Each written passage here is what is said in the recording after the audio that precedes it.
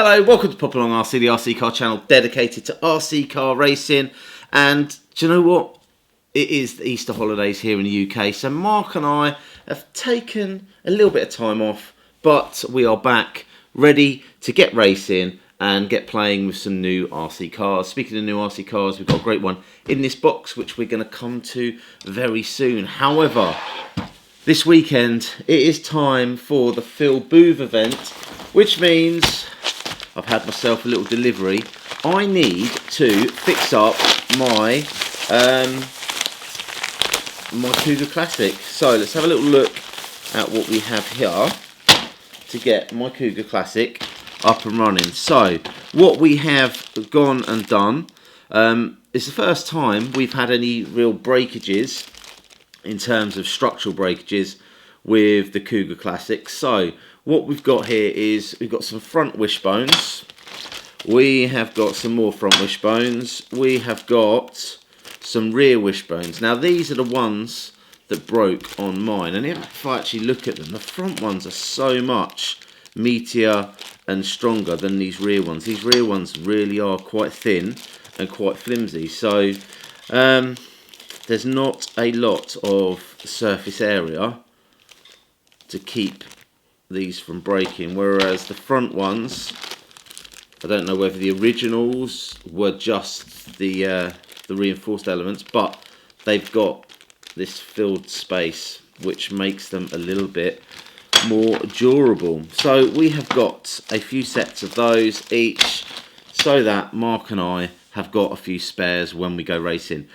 Interestingly, we had a comment on the channel about why haven't we got spares back up for our Cougars. Now, as far as the Cougars go, we are quite new to running those. Obviously, we've been racing RC cars for years. Now, if we were to look at my Tamiya TT01, for example, I've got my car.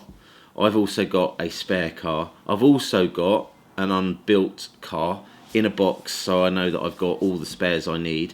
I've also then got another box that's got various bits and bobs so that I can sort of hop up or change gearing, change spur gears, make changes. I am very well prepared because that is a car that I've raced a lot on the channel. I've raced it a lot, not only at club racing but at the Iconic Cup, so therefore whenever I take that one out I feel very well prepared. It's a car we use a lot, so therefore we've got a big spares package. The biggest problem we've got here at Popalong RC is, I think my collection alone, not including Mark's, we're looking at around 50 RC cars.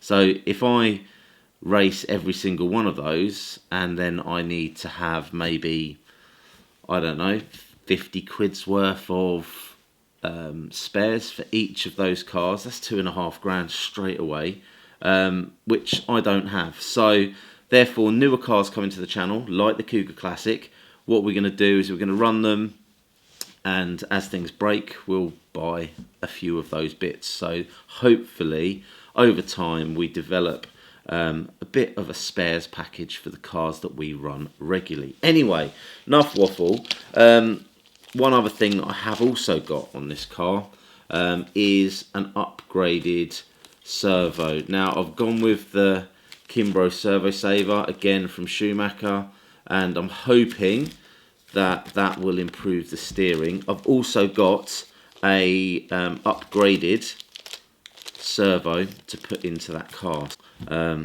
So this is a little bit of an upgrade, update, fix video of my Cougar Classic, and maybe, if I've got time, we'll have a look in this box at the end of the video.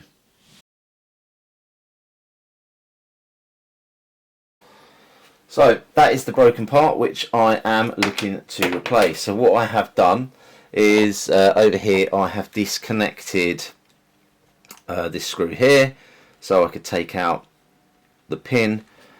All my spares, oh no, were nicely inside of this wheel so I don't lose them. So I've got a pin there, I've got the, actually looking at that,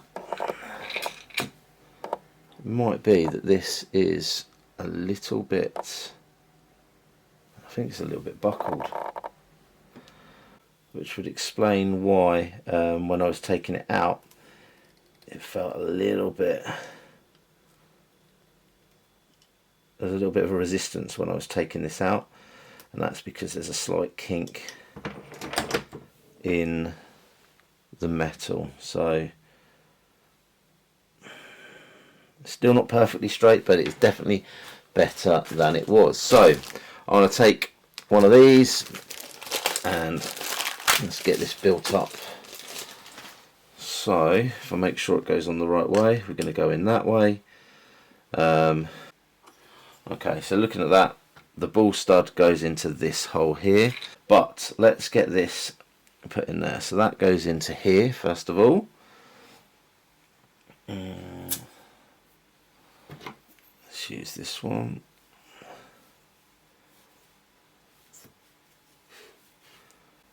So there's something about building these vintage cars. It is quite, I find it quite therapeutic actually. It's all very simple, kind of pop them together, and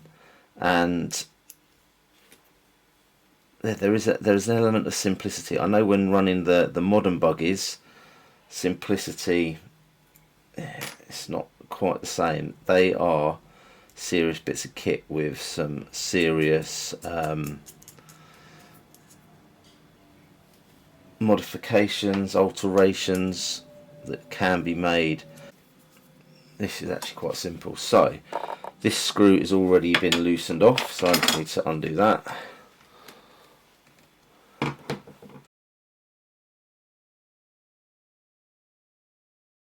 Okay, so that bit is done.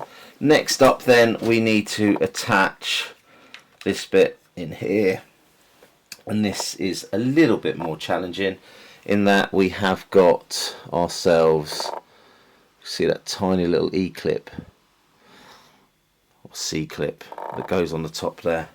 Okay, so that is moving nice and freely.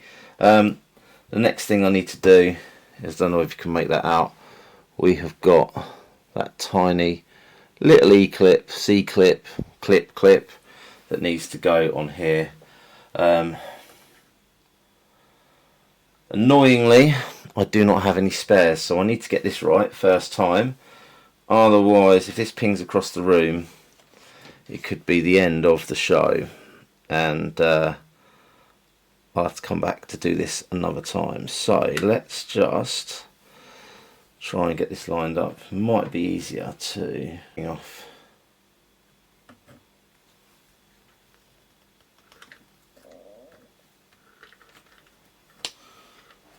That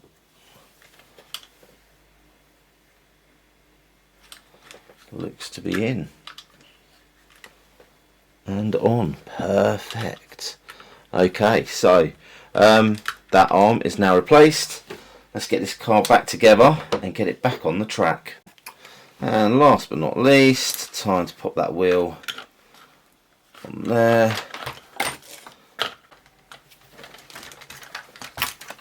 Okay, so that is the rear of the car reassembled. So the next thing I could do is replace this servo and servo saver. But you know what? Do I need to do that right now?